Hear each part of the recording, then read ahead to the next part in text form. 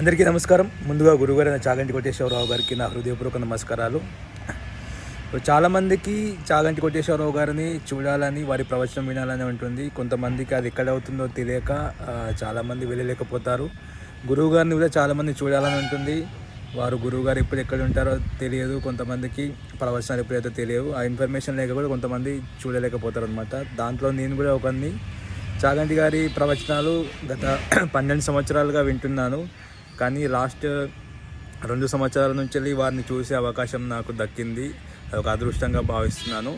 ఎవరైతే చాగంటి గారిని ఒక్కసారైనా చూడాలి అనుకుంటారో వాళ్ళకి మాత్రం ఈ వీడియో అనమాట. ఎందుకంటే ఈరోజు 22 ఆగస్టు శ్రీ సత్యసాయి నిగమం అనే దగ్గర ఈ ప్రవచనం జరుగుతుందన్నమాట.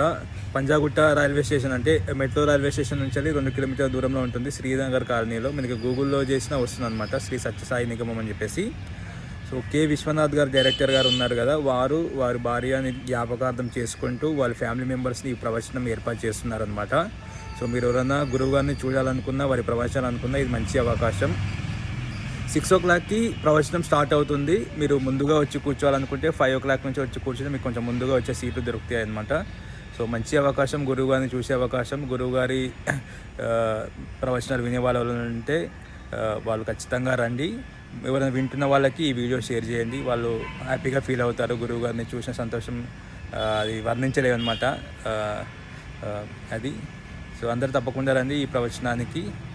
ఓం నమః శివాయ.